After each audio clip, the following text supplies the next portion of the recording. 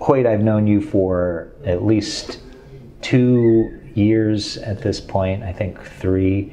But for those who don't know you, would you mind introducing yourself? Sure, Charles. My name's Hoyt Zia, best known for having a famous author sister who's an icon in the Asian American community named Helen. I was admitted to the bar in California in 1981. Went to UCLA Law School, did my undergraduate work at Dartmouth College, and spent 3 years as a Marine officer in the Marine Corps between. And first started off practice in private practice with what was then a large firm, which is kind of funny to think about it. I listen to people talk about the firms now. It's a firm that had, I think, about 100 lawyers. It was a big San Francisco firm back then. Then went in-house with Motorola in Silicon Valley and worked there for about 7 years. And in the meantime, I got married to another lawyer who was from Hawaii. And once we started having kids, we decided we should move to someplace where we had family. My family being back east in the Philadelphia area, a place that I would never go back to. So Honolulu sounded like a much better option. And so we moved to Honolulu, in 1991. And I continued to work in-house there with a company called AMFAC JMB, which was one of the original big 5 companies in Hawaii. But by then reduced to a very small, much smaller size, fraction of his former self. Was there for about 4 years and then had an opportunity to work in the Clinton administration, and which I took, which was to be the Chief Counsel for Export Administration at the Department of Commerce. The Chief Counsel's office supported the Bureau of Export Administration, which is now, I believe, called the Bureau of Infrastructure Security. And I was there for about 4.5 years before returning to Hawaii, and had a number of jobs before finally, and for the last 10 years of my working life, was General Counsel for Hawaiian Airlines. And that's me. The first thing you mentioned is that you're perhaps best known for having a sister named Helen Zia, who is an author. I know she's also an activist. I know I don't know Helen, but I know something of her work. Originating with the Vincent Chin case, and happen to know that because I happen to live in Michigan around that time, and my family lived there during that time. How did your family come to intersect with that case and with Detroit, Michigan? So first, Charles, anytime you want to get time and want to get together with my sister, just let me know. It's very accessible. She lives in Oakland too.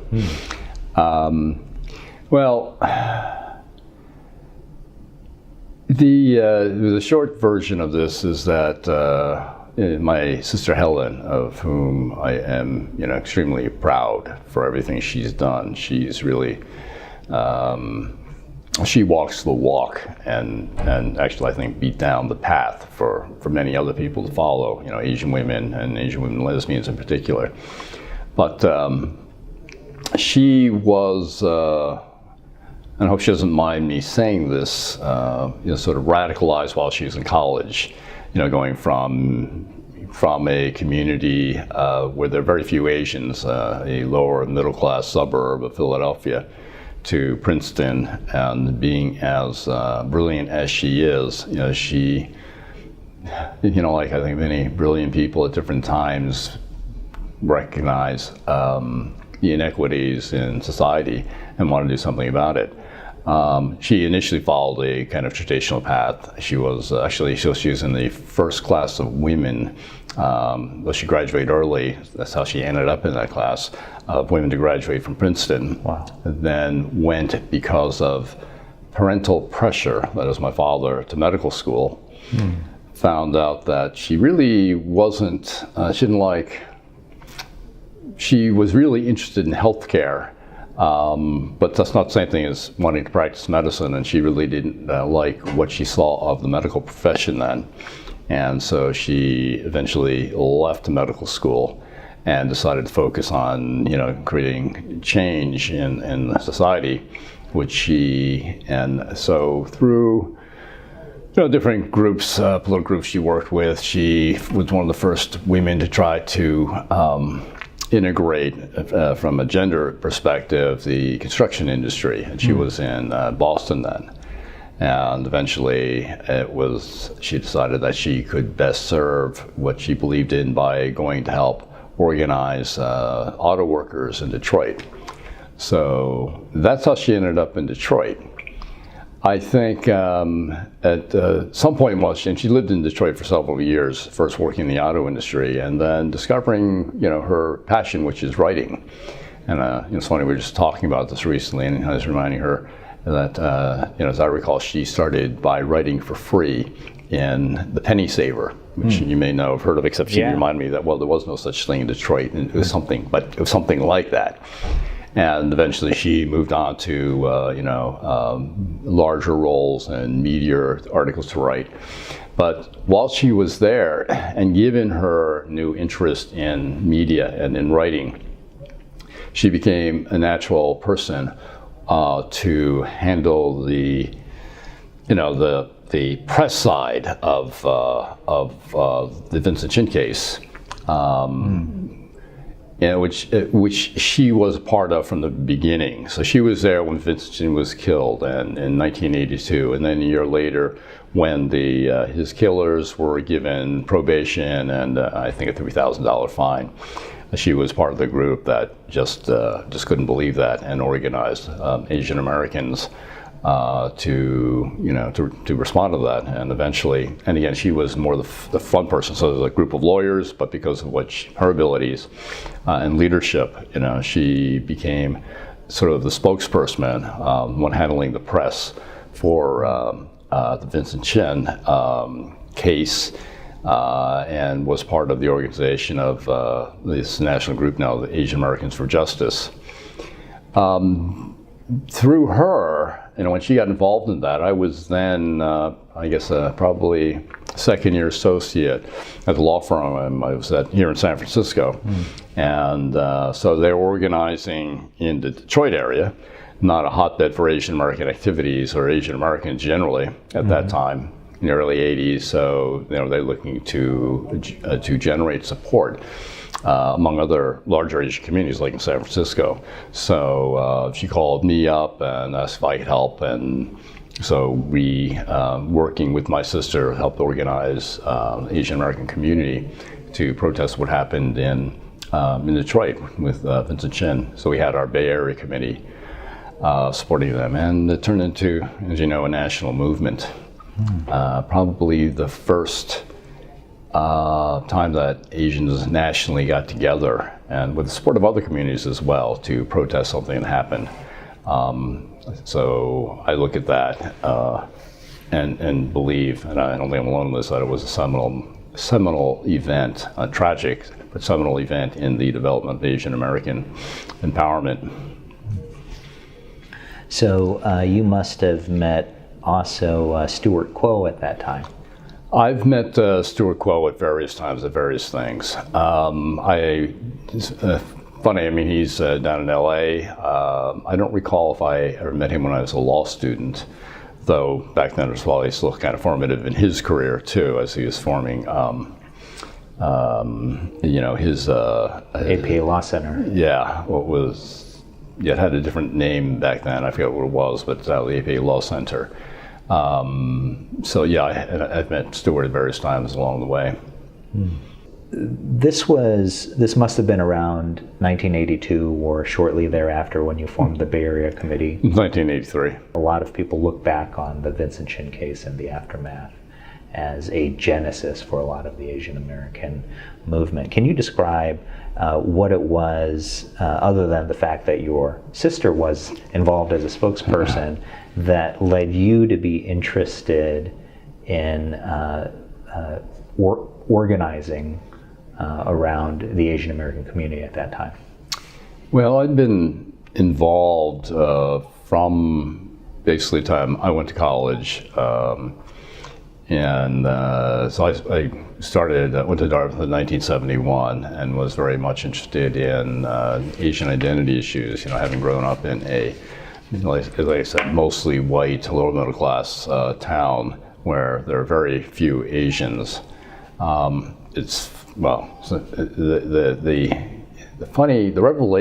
revelatory moment for me was reading an article when I was a senior in high school. So this would have been at the end of 1970, because I remember it very well. We had a copy of Esquire for some reason that had Tom Wolfe's article about the San Francisco Chinatown community, and it was called, I forget actually the name of the article, but it focused on something that was the acronym for it was "Fuck You," Free University of China Kids Unincorporated, and the Asian American movement that was going on in Chinatown then. So this is in the late '60s, early '70s, and he recorded and wrote about it in a very, very interesting way that just caught my attention, because suddenly that was like, it opened my eyes to the fact that, not all Asian Americans, and that's not necessarily how I saw myself then, but people like me don't live in isolated places, but there are communities of them, like in San Francisco, Chinatown. I mean, I kind of knew this. I've been, in New York, Chinatown, Philadelphia, Chinatown. But that, not only that, but they were, American-born like me, and they were politically active and trying to find ways to, seek, empowerment and to serve the community. So to me, that was a revelation. And frankly, I almost didn't graduate from college because I failed to meet the residency requirement at Dartmouth, because I was away so much. Because every chance I got, I would go, to the Bay Area, or to California first, and then LA, and then up to the Bay Area. So that I could be involved in the Asian American community. So, it wasn't a huge leap to get involved in the Vincent Chin case. In fact, I had started, after I had come to the Bay Area and got to know some of the folks up here, working with the Quorum Nobis team, which is where, in fact, I met my wife, who was on the team. But decided after my sister called me about the Vincent Chin that something I could probably contribute a little bit more to and got more involved in. So anyway, to answer your question, it was an issue. It was something that was very important, but something that there was a group of people, activists around the country, who could get involved and do something about. And it was the kind of thing that, it was a seminal event in Asian American history, because it's something that suddenly everybody of every generation, I think, in the Asian community writ large throughout the country could identify with. Because, when I was growing up, the attitude of our parents was work hard, keep your head low, and when you grow up, you succeed, and your success will be the response to any racism and so on. And plus, you will be target of racism, so you have to work harder just so you can, stand out and succeed. You got to work harder if you want to do well. So I think all of us are raised with that, without thinking that, well, is that right? Why is it that way? And it just is. Our parents didn't have any response to that, other than to say, you just got to work harder and be better if you want to get have a level playing field and and have a chance. So this is the first time I think everybody said to me, well, that's bullshit. Why aren't we allowed to be equal? And there's no, at least under the law. This was the first time in your last year in high school when you read this article. or was it the Vincent Chin case? Well, so what I'm saying is that the Vincent Chin case was the seminal moment, I think, that brought everybody together because, everybody had been laboring on those things. You got to work harder. We had to go, if you're Japanese American, you or your family went through the internment camp. Chinese had the Exclusion Act, and that was only repealed in the mid-'60s. That's just the way life is. Life's unfair, and we got to work harder to succeed, and that's just a given. But I think Vincent Chin, but I think we always thought that at least we had the protection of law. Mm-hmm. So when someone from your community, someone who looks just like you, is beaten to death, and his killers get probation, suddenly it brings, it makes very clear what your life might be worth and what the life of people you love and other people in the community may be worth. And I think everybody realized that that's how it should be. And so that was the moment when a lot of people awoke and said, nope, this could have been somebody I knew, and this is just not right. So that was I think for the Asian community nationally, the thing that got everybody together, just how, because it's such an egregious event and so on. But, so I was just saying that for me personally, sort of the time of being to realize and claim an Asian American identity occurred when I was my last senior in high school, when I read the Tom Wolfe article in Esquire. 2 years ago, we were advocating in California for API data disaggregation, and the segment of the community that stood against it was new immigrants. And from their perspective, new immigrants might think, well, everything is fine. That's why we chose this country, better in some respects with respect to the rule of law than maybe our homeland is at this moment in time in history. And why should our children be disfavored as it's expressed in college admissions? And I wonder if it's looking at it from their perspective, whether that's unfair. Do you know what I mean? That my initial reaction is, boy, you really don't. It'd be helpful to see how progress has been made on the backs of the civil rights movement, and how if your children came here 40 years ago, your lives would be quite different. But they didn't. They didn't, and this is the historical moment in which they live. Now, who knows how they might react to the xenophobia that is being expressed against Chinese immigrants today. But what do you think about kind of how to best bridge that gap in experience and the generations and generations of Asian Americans, as we now call them, coming into the United States? I think you point out something, a trend that is disturbing in many ways. I mean, you look at, and I think you had in mind too, Charles, as you were repeating this, the Harvard case that's currently, I guess it's still pending. Didn't they have the trial? It wasn't, I guess we're still waiting on a ruling maybe. But challenging the fact that there's, I gather, or an allegation that it's a quota system that keeps schools like Harvard from admitting all of the qualified Asian Americans in favor of affirmative action, other affirmative action minorities.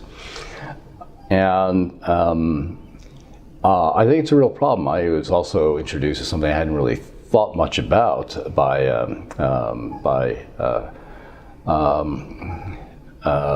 someone about the alt-right. That there's an alt-right among the Chinese community too. People who are, I guess, who would be white supremacists at the fact that they aren't white, and it's very disturbing. And so I think that it's exactly as you say. I mean, I'm also right now the president of the board of the Chinese Historical Society, and we have a museum. And one of the things I think about is what exhibits, what's going to attract, what do people want to see about Asian American history. Growing up for us, it was the railroad workers who built the railroad, Transcontinental Railroad, which includes thousands of Chinese, and it wouldn't have been done without Chinese labor. They were our heroes. They're the people we looked to, and the only thing we had probably at the time to look back on as something to remember about our greatest contribution to American history. These kind of things, though, are meaningless to just talking about recent immigration from China.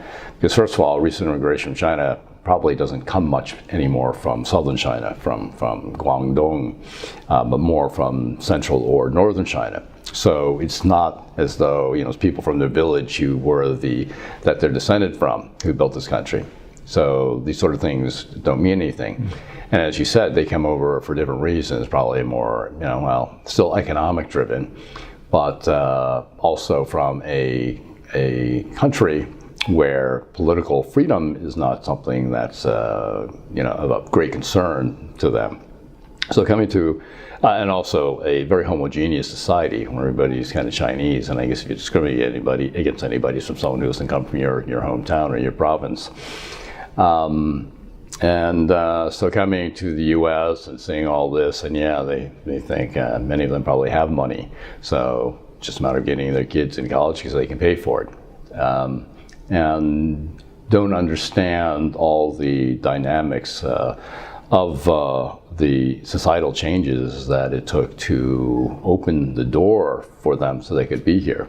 So how do you reach them too? I think it's by education, by like through the Historical Society, having exhibits that instruct them, their kids, into what Chinese American history has been, for better or worse, and to make it relevant to their experience. So the Harvard thing, did you know, for example, if I was talking to them when I was in college, the number of Asian Americans at Dartmouth was less than 1/2%. Now it's probably 15 to 20%. How many Chinese Americans are there? By population, we're still probably about 4 or 5% of the total U.S. population. So it's not as though, we're not getting our fair share of seats at any prestigious universities. We are. Now, is it right that sometimes we have to share the bounty out there in terms of opportunities? Yeah, it is, because we didn't get to where we are by ourselves. We got here on the backs of so many other people who came before us, especially African Americans. And think of all the Hispanic laborers out there, upon whom this country has been built, and Native Americans, so on. They don't have the same opportunities we do. Anyway, this is I think the case to be made to them. And the great thing about this country has been the willingness of people to share and be open, to be diverse, and to provide opportunity to people. And when people don't have equal opportunity, well, you have to level the playing field, and this is one way to do it. And ultimately, it will inure to the benefit and the betterment of everybody. Well, since we're talking about the Coram Nobis case here in Korematsu, and since you happen to be wearing a Stop Repeating History pin, wondering whether you'd be willing to talk about why you personally spend time on the Stop Repeating History campaign. Sure, no, I'd be glad to. I've been loosely associated with the Korematsu Coram Nobis team since it started. And like I said, I sort of initially went to a couple of meetings and moved off to go do the Vincent Chin thing. But my then girlfriend, now wife, was an active member of the team, and it just so happened that many of the people on the team, from Dale Minami, Don Tamaki, Ed Chen, Eric Yamamoto, were all very good friends of mine to begin with, and active, and we did other things in the community, mostly through the Asian American Bar. Who knew that there was a need actually to bring it to the fore again until the immigration ban from about 2 years ago that was imposed by Trump, which reminded us that, something, maybe Korematsu was not an anachronism in history, a case that everybody now looks back and says, oh yeah, that was a shame, shouldn't have happened, but the hell, couldn't happen again, when in fact it could very well happen again, and is happening again in many ways. So so being in touch with the group of folks who were active in the Quorum Nobis team, the Korematsu team, and now being retired, it seemed to be, and also being like, I think, to me, anyone who's right thinking about this, to not be so morally repelled and incensed by what's going on under Trump against immigrants. And not just, of course, Muslim immigrants, but immigrants from Latin America against Hispanics. It's just it's just an awful thing to look at. Now, I have a personal I can relate to it personally, just from what I think I related to you a bit earlier about that. The position that many, let's say, Guatemalan refugees who are seeking, a safety by coming to this country and hoping to take advantage or to be admitted, under some of our exceptions to the immigration laws as refugees from violence and so on, and who are initially separated from their kids, and just another thing that's just unbelievable to think about. And then being rejected, talk about birthright citizenship not being something that we should be doing anymore because, God, so many immigrants come and have babies here just so their kids could be American citizens, so on and so forth. And the hue and cry from Trump and his ilk, his supporters about this. Well, if you in our lives, I think I mentioned to you that both, something I didn't realize, I thought only my father was out of status, but it turned out my mother was out of status too. They had overstayed their visas and they were going to be deported. But the immigration officials at the time had a lot more compassion for the situation. Their situation being they had three American-born children, me, my sister, and my older brother. And they said, basically, you should be deported. You violated our immigration laws, but the fact that you have 3 American-born kids would create a hardship, and it would be cruel and unusual to separate you or force you all to leave the country. So we'll let you stay. And so if you fast forward, 50 years later, 60 years later, us being in that situation, we'd probably be on our way to China, to Taiwan, who knows? Because, that's the way things are now. So things have changed. And though, again, for me personally, I can relate to the plight of immigrants. But, I don't know, it's funny how this sort of shapes our lives. I mean, the things that being the children of immigrants, being told that you don't belong here, being told you have to work harder, try harder, it's shaped my life and the things that I've done.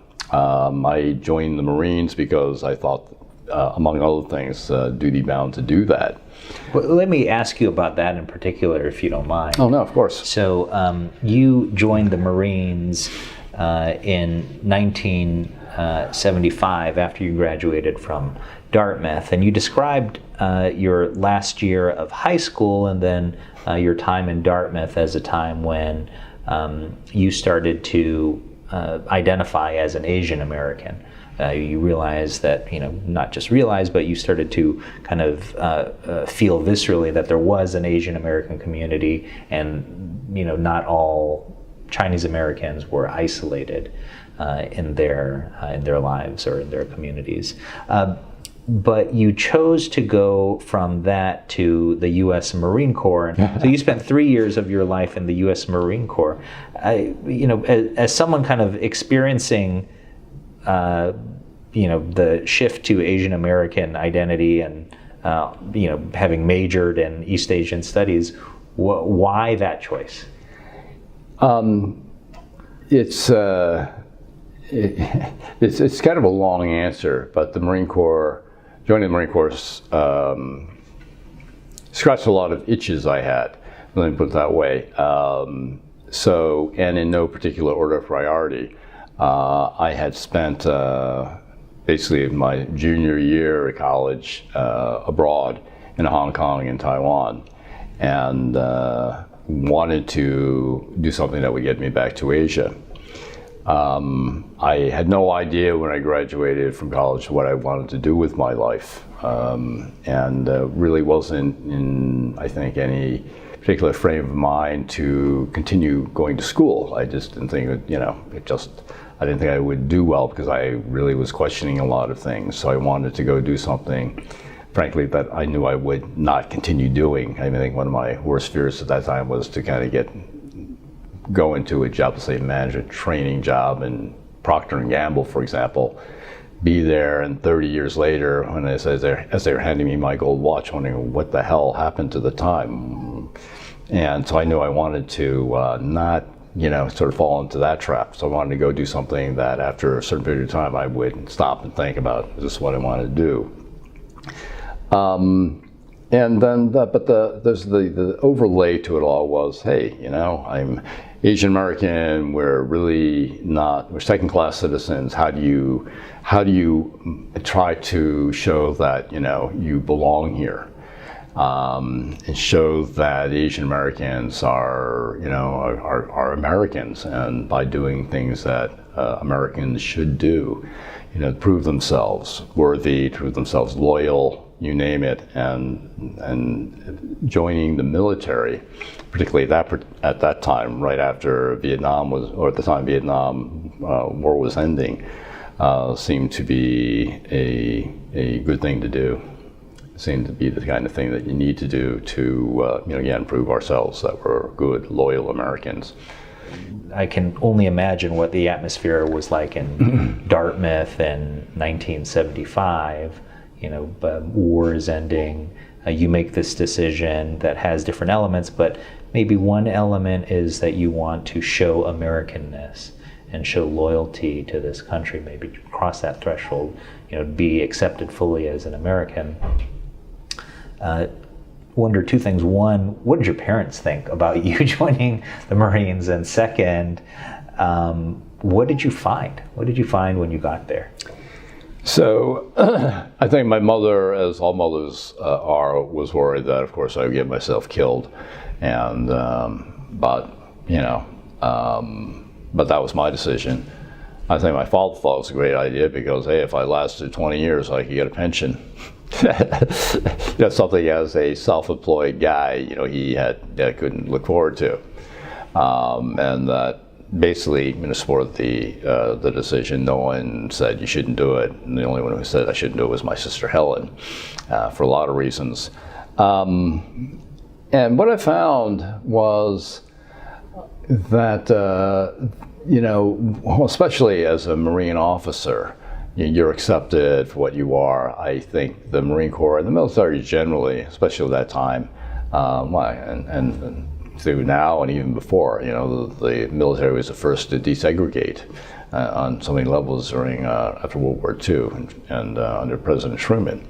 And I think the military does make a real effort to bridge racial divides.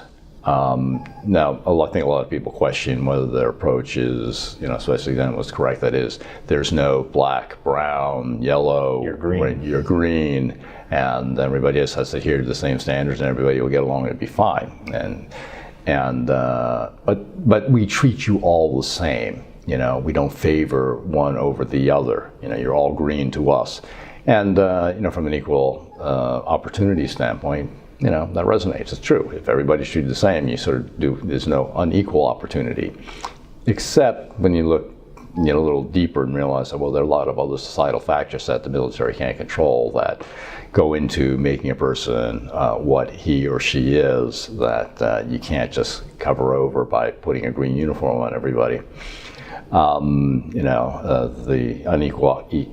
inequality of opportunity, find its way in the people who didn't have the opportunity. It was kind of funny that, it seemed funny at the time that many people who joined the Marines did so under duress. That is, they were told by a judge in court, after having committed some relatively minor offense, that you got a choice, jail or the Marine Corps, or join the military. And I used to think that many of them chose the Marine Corps to escape jail, much to their later and later regretted that they made that particular decision. But anyway, I'm really digressing. The point is that I found that there was that equality of opportunity, if only because, so as I walked by any group of Marines who of a lower rank, they had to salute me. They didn't look, all they saw were, my rank insignia, and they didn't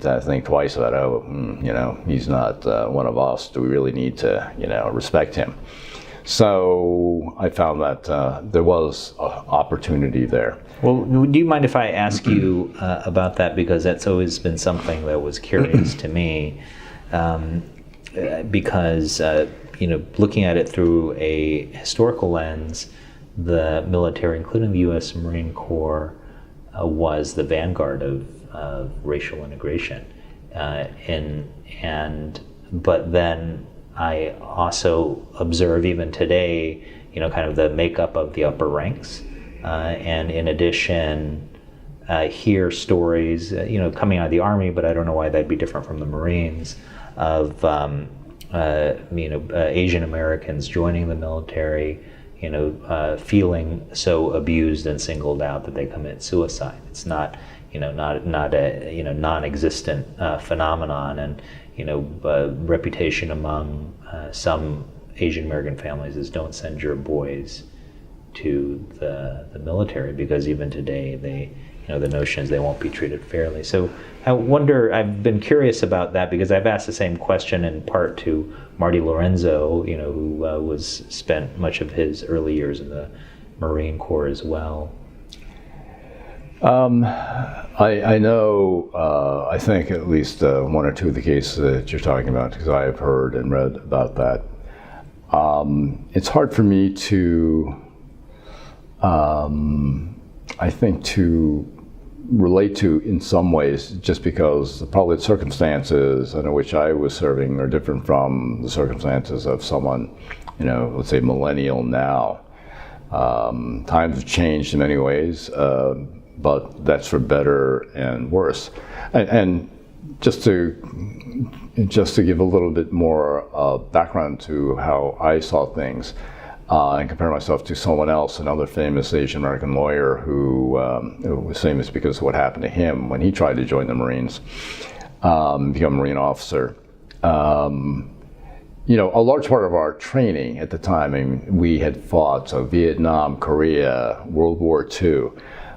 The history of the Marine Corps, which was drummed into us, of which we were very proud, was mostly in the last few wars we fought all against Asians.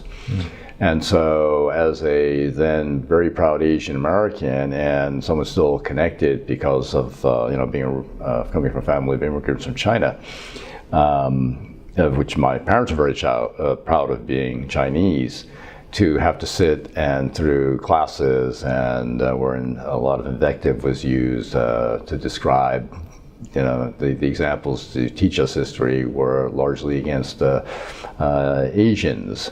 So, you'd hear chanting and people saying in the lesson, the teachers, instructors, you wonder where the yellow went when we dropped napalm on the Orient, that went very well. And, everybody laughs at that and hoorah, helps build the camaraderie, and talking about some of the vanquished enemies having to be yellow-skinned. So that was in there. And also in training, part of the way of breaking you down, that the whole idea is in order to become an effective soldier, and in my case an officer, you had to be broken down. So you stripped of all the baggage you carry from whatever your background might have been, to realize that you are no better than anybody else, except how you are able to do with the things that we teach you and become a Marine.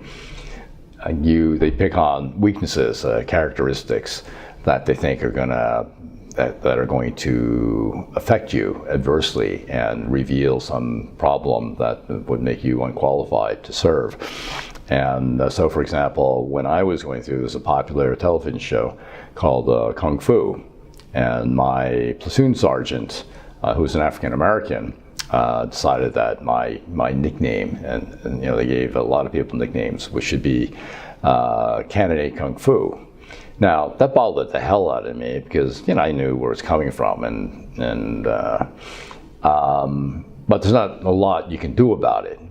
The good news for me was that actually my platoon commander saw that I grimaced at that name, and he realized that, you know, it's racist, and he took the platoon sergeant aside, told him he shouldn't call me that anymore, and made him apologize to me even. So, I mean, it's always a good reflection of things. Now, the point about this is that, you know, growing up on the mainland and having to deal with racism all my life, actually that wasn't a big deal. And then hearing about, you know, all the examples of how they killed gooks, you know, fire, well, you sort of accept if you want to be a Marine. A few years later, someone who I became very good friends with, and like a lot, a guy named Bruce Yamashita, decided he, for a lot of reasons, you know, many of the same as mine, wanted to serve and went through the same program to become a Marine officer.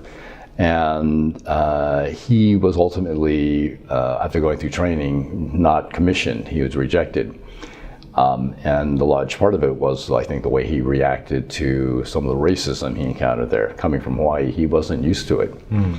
And it bothered the hell out of him and affected his performance and how others saw him, because how other people see you, your fellow called officer candidates, they rate you and review you, mm-hmm. and on your leadership and other things.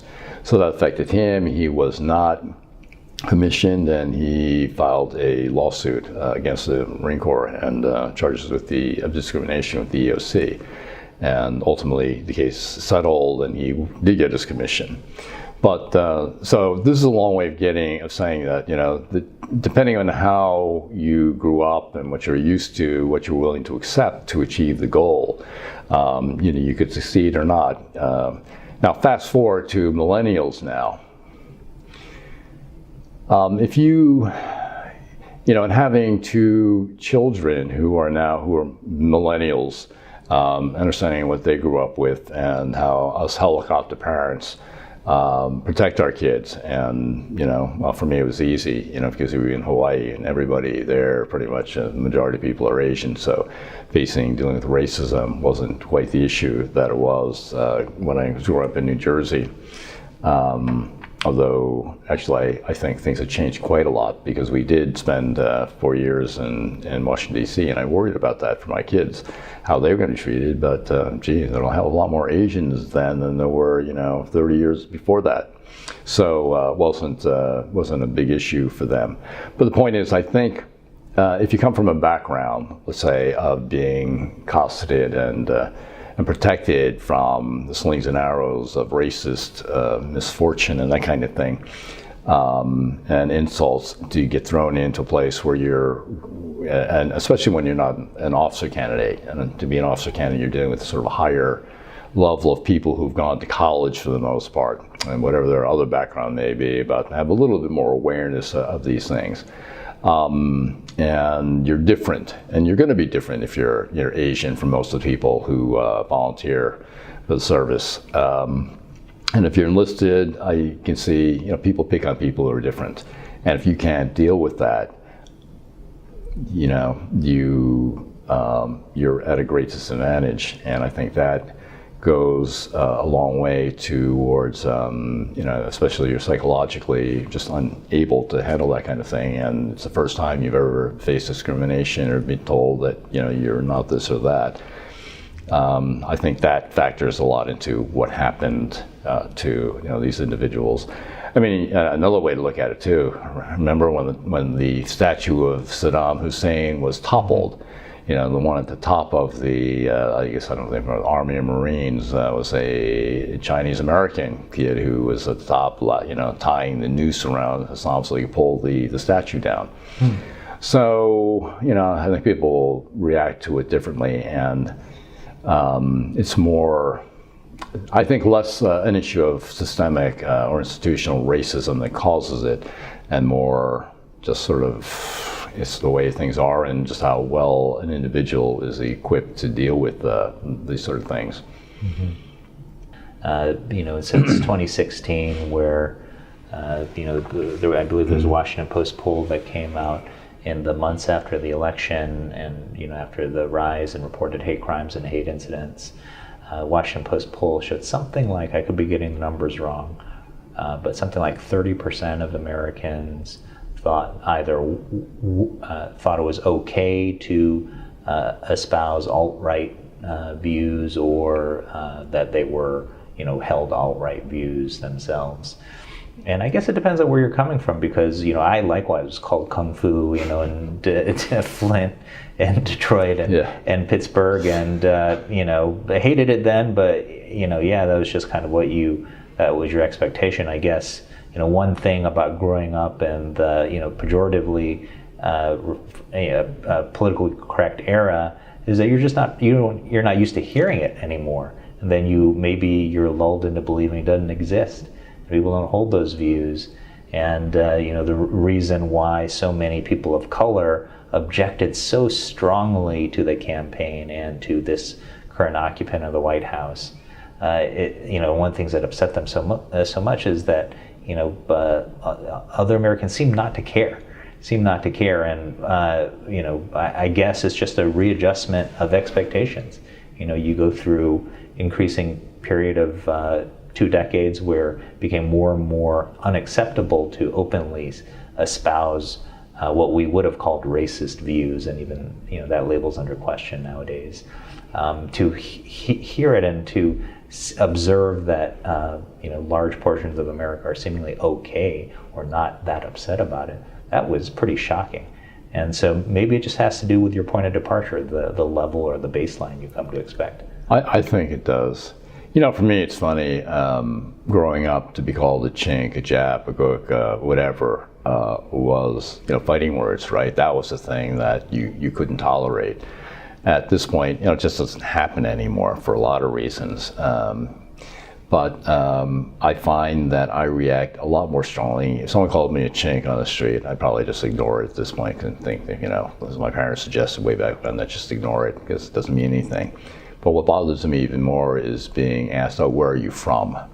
Right? I mean, after everything that we've done, the generations of Asian Americans who are here, to continue to be treated like we're perpetual foreigners, an assumption being that, oh, you must come from where? So what kind of name is that, Charles? Your last name? You Korean? You Japanese? What? Chinese? It just bothers the hell out of me, because it's kind of like, why can't you just accept us as Americans now? Why do you have to assume we're from somewhere else? I don't think that'll change, but I don't know. I just thought I'd raise that as now being the thing that just bugs the shit out of me more than anything else. Still happens. That happens. I don't get called names anymore. Hoyt, while we're on the topic of the Marines, one thing that stood out to me in talking to another Marine, Marty Lorenzo, is how much that experience stayed with him throughout his legal career, and he talked about how much he integrated that identity of being a Marine into his life.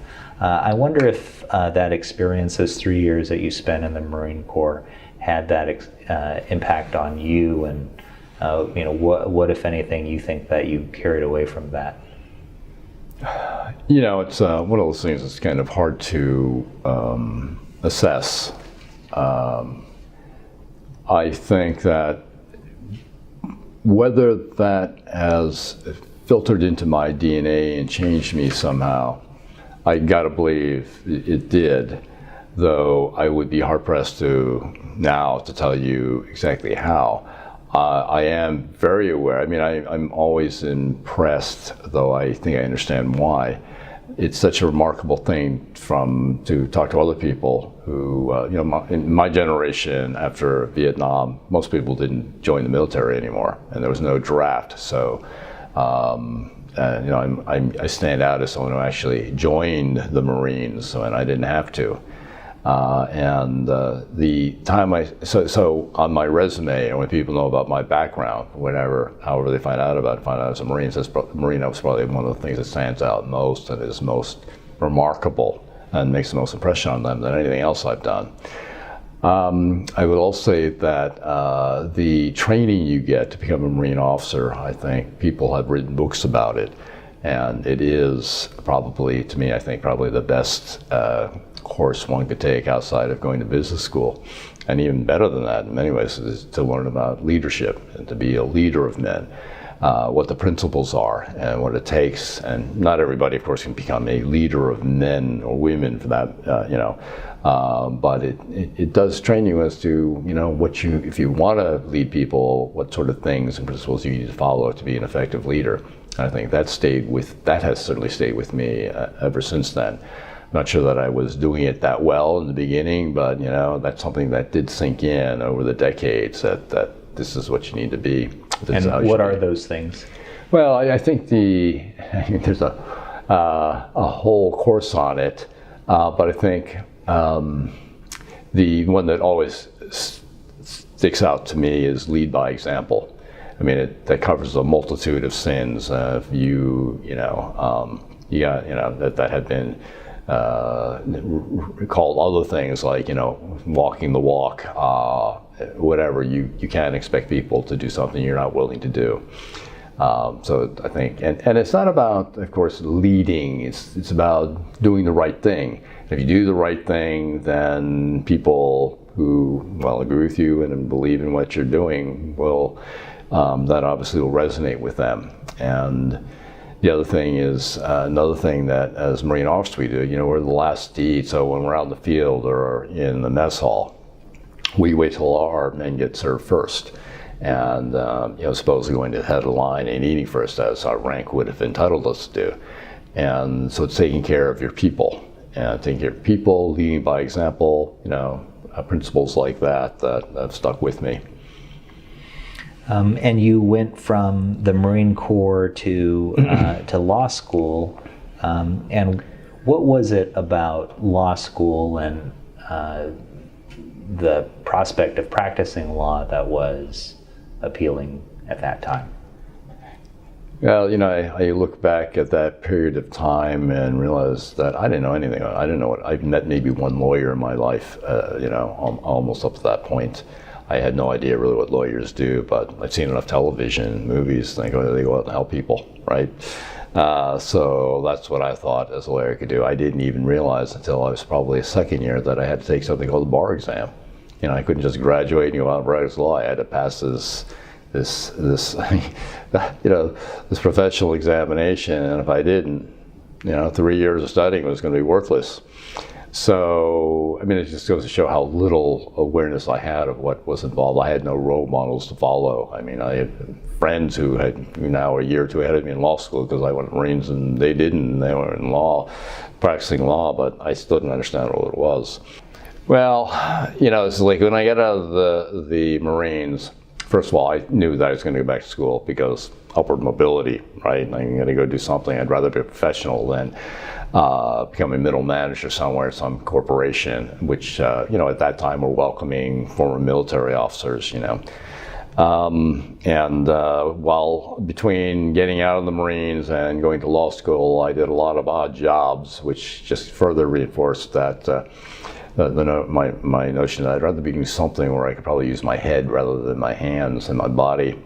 So becoming a professional, being a lawyer, seemed to offer a lot of different options and possibilities. So that appealed to me. And the opportunity to actually, now being a lot more mature than I was when I went to college, the idea of studying something made a lot more sense. You graduated in 1981 and then decided to move to San Francisco to join a large law firm. Why San Francisco? San Francisco, to me, has always been the promised land. That, even though I live in Hawaii and compare the two, and everybody thinks Hawaii is paradise, and in many ways it is, for me, San Francisco is paradise. The Bay Area is paradise.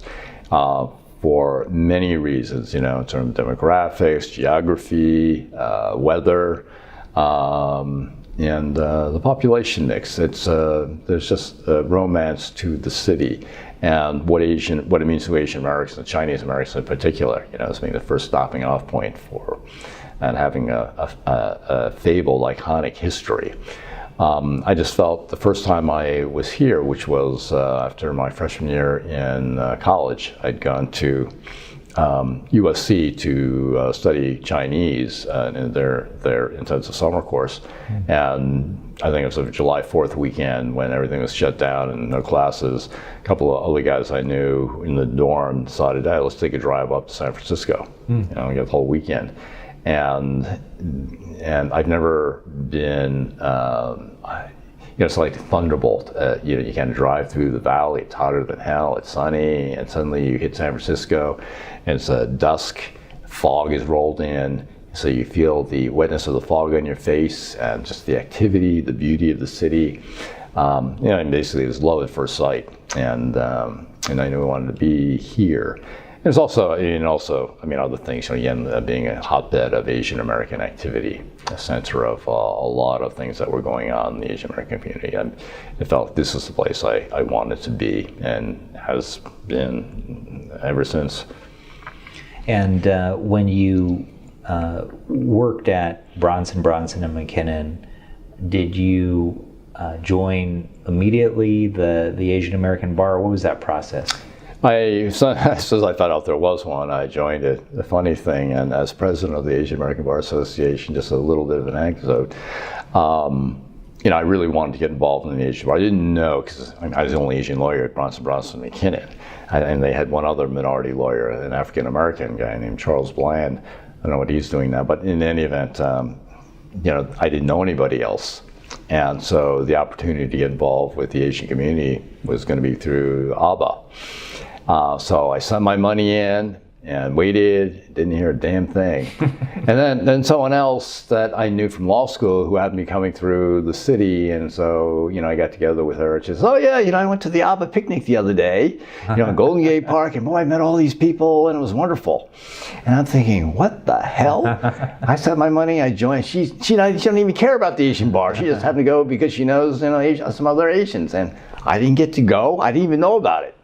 So I wrote this nasty letter to the president then. Who was the president? The president that was a great person, a wonderful woman named Terry Tan, who is a very, very good dear friend now. And she told me later on that, you know, she was really, you know, to get this letter, from me, she's like, who the hell is this asshole writing me this letter? But it got the response. I mean, I found out and quickly got involved with committees and found a community that I really, you know, that I really was looking forward to, and has been my community ever since.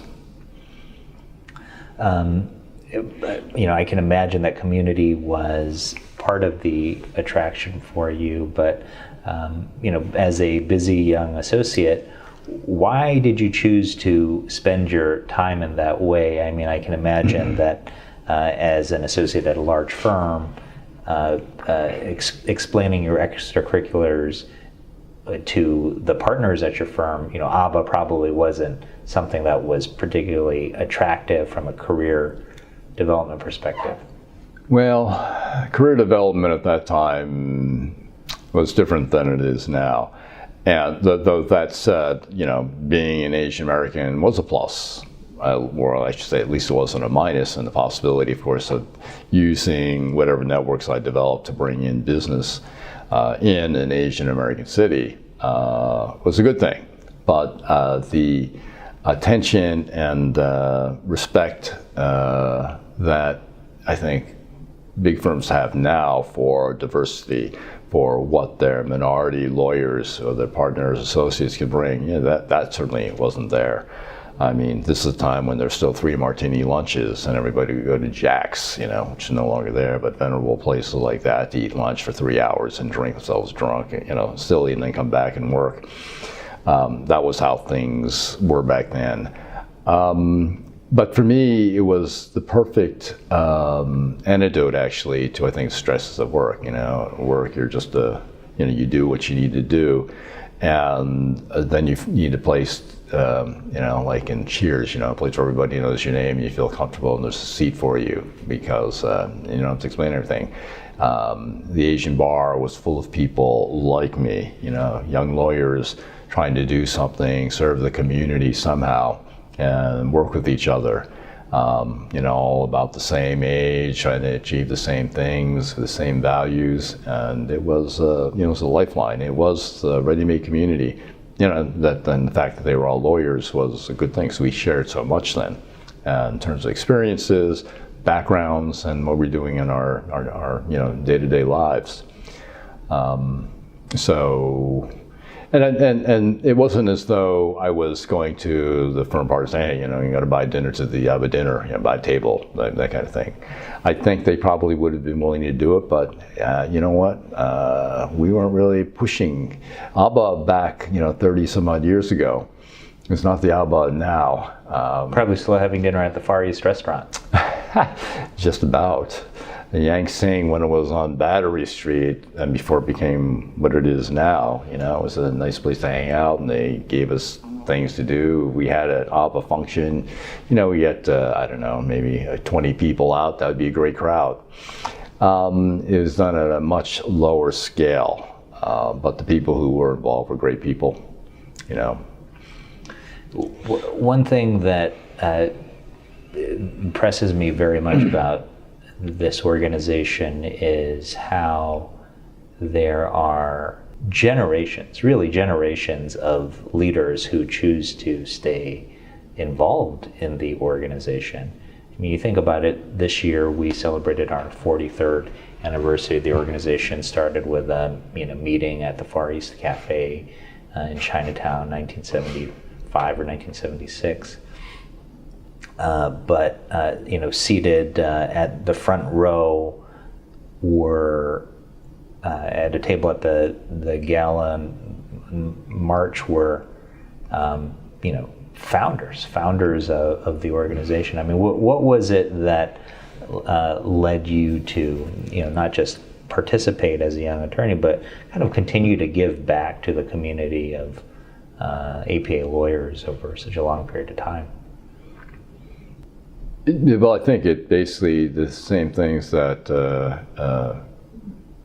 helped me to become involved in APAHM and want to be in San Francisco was because the sense of community here as an Asian American, and I think I don't know. I'm not sure how other people are that I don't know. All I know are the people that I am close to. Family and friends, and one of the things that we share is a belief in serving the community one way or another. For me, the community has always been the Asian American community that I've related to most. Given a choice between serving on, say, a nonprofit that's non-Asian and one that's Asian American, I would do probably the Asian thing, unless I could accomplish more for the Asian community by serving on the non-Asian group board.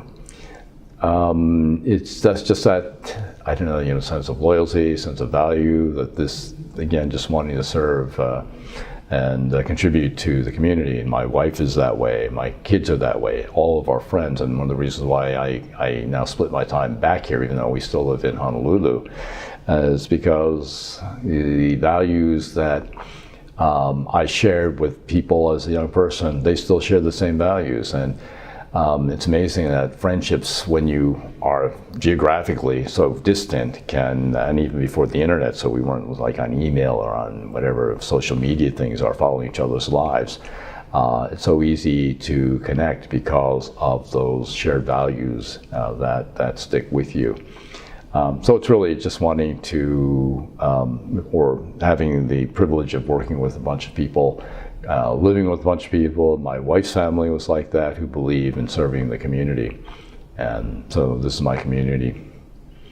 You described a not uncommon experience of Chinese American children, growing up as 1.5s or second generation, where the parents as immigrant parents, are focused on hard work, education, keeping your head down, and kind of taking it, dealing with it, sucking it up in some respects. I wonder, after 1982, 1983, when you became involved in the Vincent Chin matter and its aftermath, what was your parents' reaction to that case, if any, and whether that had any change and marked any change in their beliefs?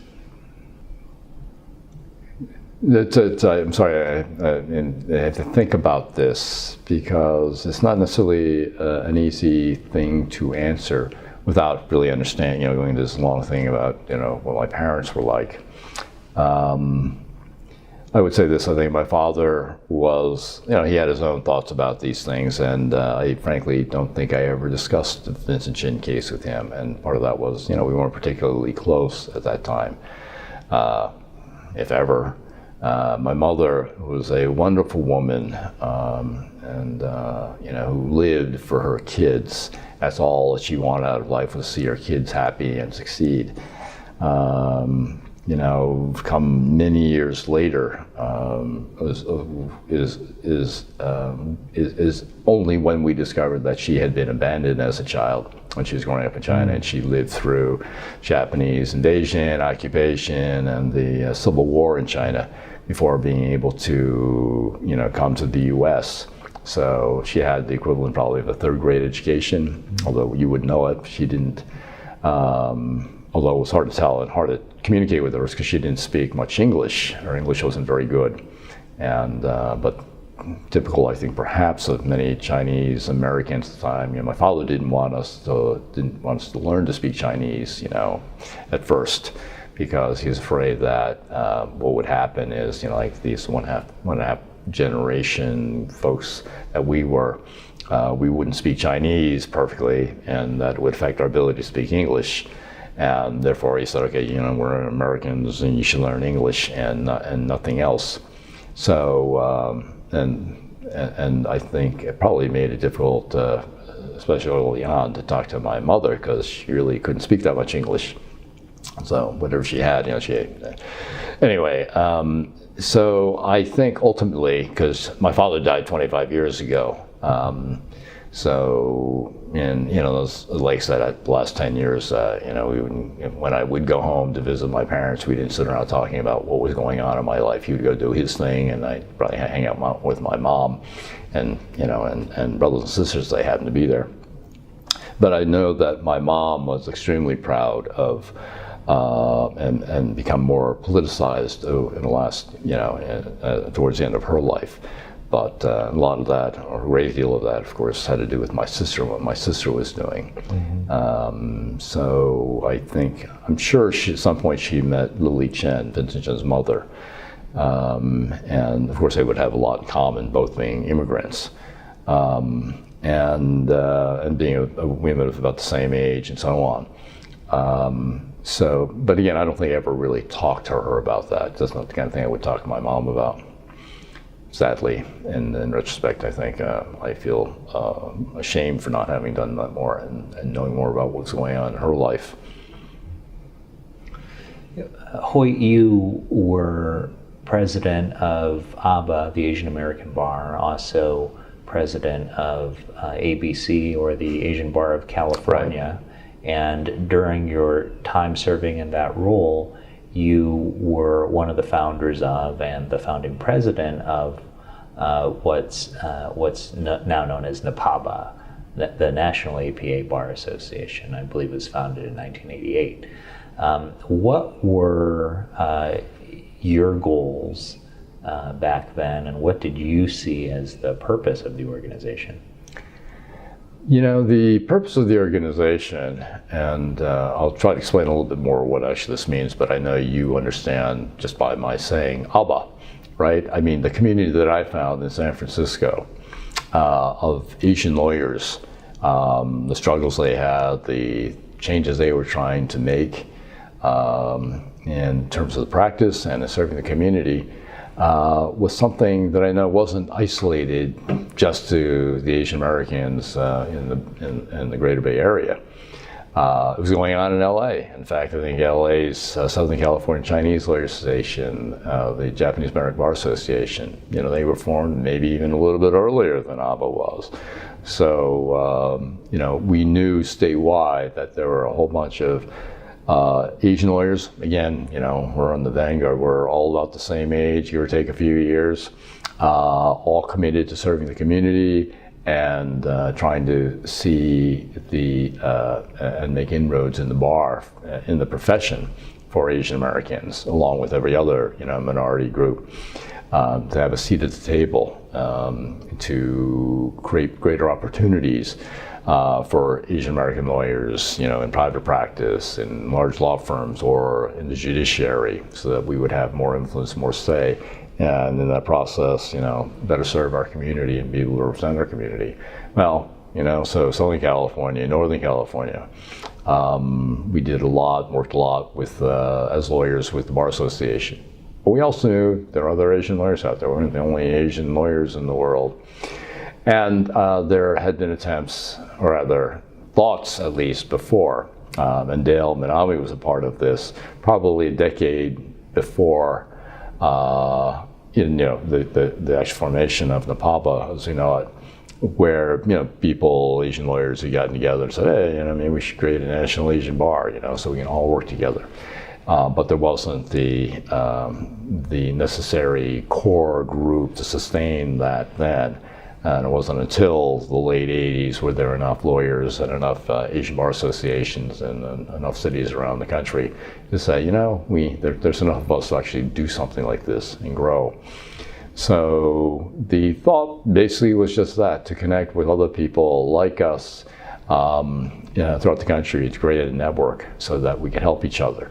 That when the call came down for another Vincent Chin case, that we had a network to go to instead of having to reinvent the wheel and try to figure out, okay, so who's in Philadelphia, who's in Chicago, who's in wherever, and do that. We would have a ready-made group of people we knew who shared our values, who shared our commitment to the community and to social justice. So that was, the goal then, to connect up with people who were like-minded and shared the values, and in the process, hopefully do some good. NAPABA was founded 6 years after the murder of Vincent Chin, and I've heard but don't know that was one of the things that made a national organization stick that time around. But how important was it in your mind, and the other founders, to your knowledge, of the voice aspect and the justice aspect of the organization? I'm trying to think back at just sort of how much we talked about Vincent Chin as being a catalyst for the formation of the bar, and frankly, I don't recall that it was, at least not directly. I mean, indirectly, I think everybody back then knew about it, had probably been influenced by it, and that was part of the reason for being, in a way, so that we could respond to things like that and other instances that have happened, subsequently of anti-Asian violence. It's funny, a lot of these things, as you're saying, didn't need to be discussed, because the reason we got together, the reason we were friends, the reason we were active was we shared the same values of serving the community. So it's just, it's funny, you think about serving the community, okay, well, what is our community? I come from New Jersey. Why would I feel compassion for the people in Chinatown? I didn't grow up here, I don't even speak Cantonese at all. Well, because their plight, the situation no matter where we grew up was, the same. Discrimination, anti-Asian discrimination is the same no matter who, it's directed against. And to the extent that you're looking for a community, that was as good as any community you could want as an Asian American back then. Nowadays, I think if I were 20 some odd years old again, starting out here, there's so many other Asian American communities to join. But back then, that was it. That and each other, sharing the same values, wanted to serve that community. J-Town, Chinatown, we're all the same. We're Asian Americans. Help each other.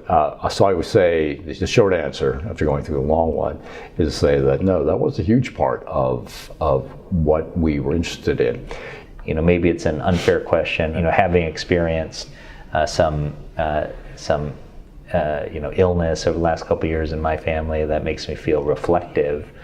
I In fact, I asked my dad a few days ago, when he sat in that chair, the question is, what makes for a meaningful life?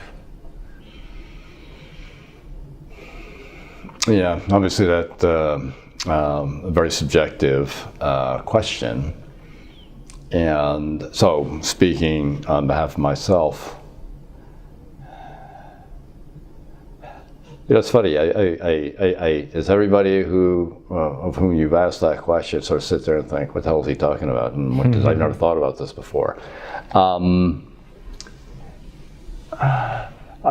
I think a meaningful life is being engaged in things, obviously, that bring meaning and fulfillment to your life. Because to me, it's not meaningful unless it fulfills something, scratches some itch that you have, whether it's having a family and raising kids.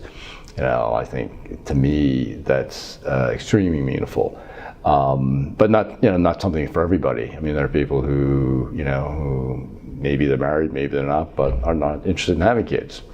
To me, that's their choice, and they obviously find meaning elsewhere. But for me, having family, having kids is probably one of the most profound experiences, because as you and I think we've talked about when you had your daughter, the thing about it was that, for the first time in your life, the only time in your life perhaps, you find, you experience unqualified love. Not something, you don't appreciate it from your parents, of course, and even as much as you love your spouse, it's not quite the same thing when you have a kid and the responsibility. And it could all be one way too, where you're just showering love on your kid, and then of course they grow up totally oblivious to it all until they have their own kid. So I think that's sort of but to me that was, so that brings meaning to life. Being part of your community, serving it somehow, being involved, engaged in it. So for me, that's been one of the most meaningful parts of my life, being involved with having the opportunity to work at different levels with Asian lawyers, and being part of the founding of NAPABA, where we're able to connect everybody up and then watching it grow and thrive. That's meaningful, because that's my community. Well, it could be for other people a different kind of involvement, but whatever your community is, being a part of it, helping direct it, helping it.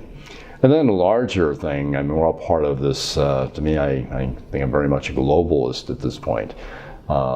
We as Americans can no longer think of ourselves as being, the end-all, be-all. Our star we're slowly descending like all empires are. Hopefully we can maintain a certain level, but we have to acknowledge the fact that others are growing. And then it's a very American thing to think that the world is actually pretty diverse, and that we're sharing. It's good to see other people rise. It's not a competition, a zero-sum game. It's about working with each other and figuring out different ways that, okay, you may be better at this, and I'm no longer predominant at this, but let's figure out a way to work together so everybody succeeds. And certainly under the present administration, that isn't happening. But the point is, you want to be involved at whatever level to have some say and hopefully some direction in pushing what you believe is going to be good for, or be for the greater good. So I think that's meaningful too. And having been the founding president of NAPABA 30 years ago, what would you desire and want for the organizations 30 years from now? Boy, that's an excellent question, and one that I really haven't thought at all about any more than 30 years ago. I thought about what NAPABA would be like now. NAPABA, it's hard to remember what my fantasies for NAPABA might have been, but I think if I could recall them, it would be kind of what they are now. That is, you have a thriving national organization that is influential, and that is a beacon for Asian American lawyers, and a community in which they can freely move and participate and really feel good about what they're doing, through which they can serve the community and help each other out. And to that extent, obviously, NAPABA has actually far exceeded anything I ever dreamed of. I think at a minimum, what I would hope for NAPABA 30 years hence would be for it to be doing the same things it's doing now, in terms of being a source of influence for the country, a place where Asian American lawyers can feel at home and share things with each other, where promoting the interests of the Asian American community writ large is still on the forefront, be involved in social justice issues. On another level, I suppose I would hope that NAPABA would be no more, because there's no need for an Asian bar. We're all, everybody's treating each other well. There's no need to have a specialty bar association anymore. No need to promote Asians in judiciary, for example, because just as a matter of course, they're being appointed. And by then we have 1 or 2 Asian American lawyers sitting on the Supreme Court. That would be an ideal world, but being practical and realistic about this stuff, I think that there probably will still be a need, but that's still serving that need. And again, being a community-focused organization, one that for which, again, I keep using the word social justice, but that's exactly it. We're mindful of that, and serving. And through the success of NAPABA and its individual members, we're serving new groups of immigrants or new groups of people who don't have those advantages and who could suffer the same discrimination and oppression that we did when our parents and grandparents came over, and that we could help bridge that gap and and truly be the country that's welcoming and supporting of everybody who wants to be an American.